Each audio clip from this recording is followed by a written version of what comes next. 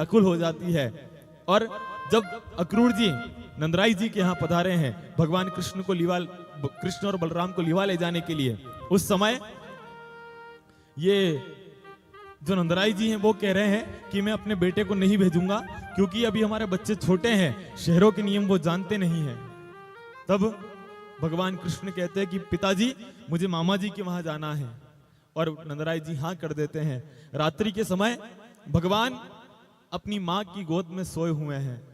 उस लीला का आप स्मरण करिए, माँ के पास सोए हुए हैं, माँ की नेत्र सजल है और भगवान के नेत्र सजल है। आज भगवान भी नहीं सो रहे हैं और माँ भी नहीं सो रही है, दोनों में से कोई नहीं सो रहा है। आज दोनों रो रहे हैं। क्यों? क्योंकि माँ विचार कर रही है कि आज के बाद कन्हैया तुम कभी मेरे पास यहाँ मेरे निकट नहीं सो पाओगे, अब मैं तुम्हें कभी लोरी नहीं सुला पाऊंगी। माँ उस बात का विचार कर रही, कन्हैया जब तुम चले जाओगे हमें तुम्हारी याद आएगी, तुम्हारा स्मरण आएगा। और कन्हैया इस बात का विचार कर रहे हैं कि माँ से मैं दूर चला जाऊंगा, अब मेरे लिए माखन कौन लाएगा, अब मेरा ध्यान कौन रखेगा। ये सब उन्हें स्मरण में आता है। प्रातः का समय होता है, जब तैयारियां होती है, सब गोपियां रोने लग गई और रोते रोते वो गोपियां भगवान का स्मरण करते हुए कहती हैं, क्या भूल गए मोहन,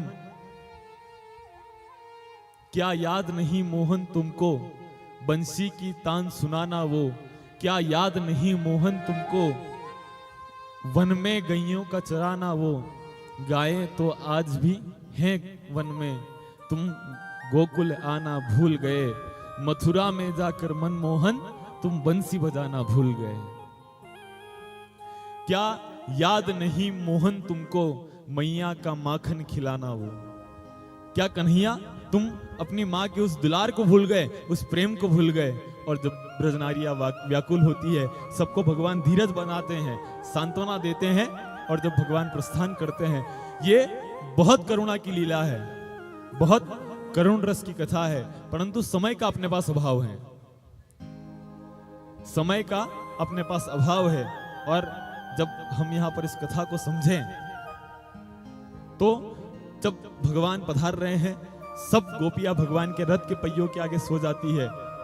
भगवान उन्हें समझाकर घर भेजते हैं और रास्ते में यमुना स्नान करते हुए जब उन्हें भगवान के दर्शन होते हैं अक्रूर जी को, उसके पश्चात जब भगवान मथुरापुरी में पधारे हैं, मथुरापुरी के भगवान दर्शन करते हैं और कुब्जा विनोदी भगवान, कुब्जा 3 जगह से टेढ़ा मेढ़ा शरीर, भगवान उसको सर्वांग सुंदरी बनाते हैं।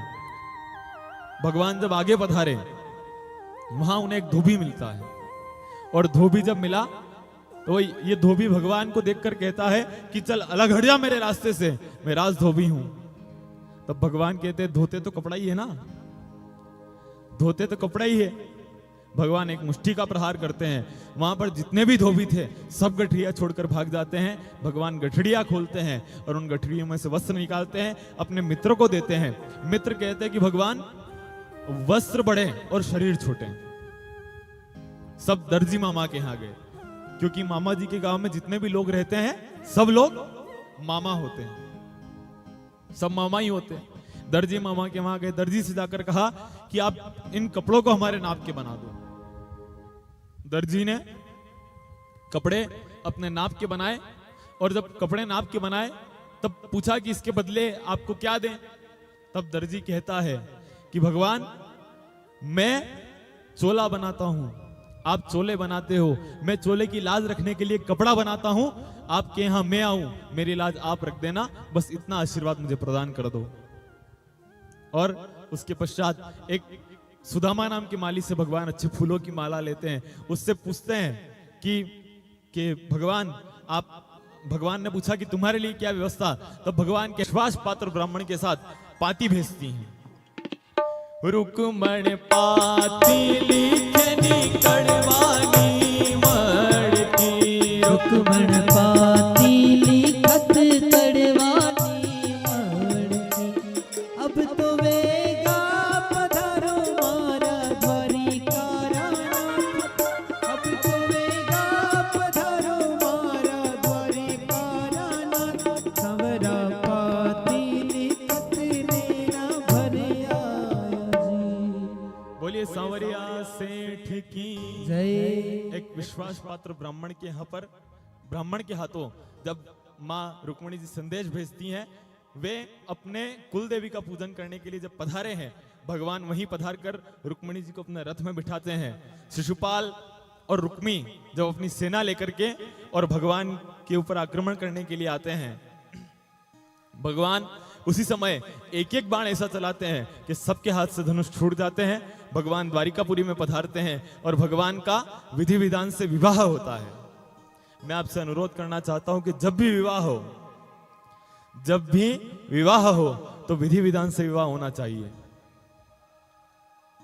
अगर पंडित जी कहे कि ऐसा नहीं ऐसा होता है तो आप वैसे ही करिए। जो परंपराएं बनी है आप उनका पालन भी करें और जैसा पंडित जी कह रहे हैं वैसा भी आप करें।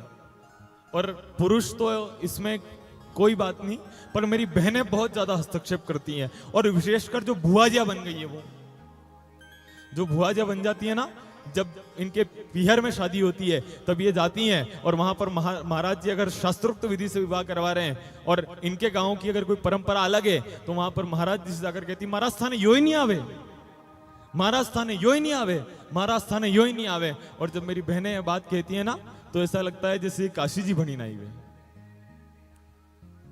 वो महाराज शास्त्रोक्त पद्धति से अगर विवाह करवा रहे हैं तो आप उनको विवाह करवाने दो, आप उनको विवाह करवाने दो।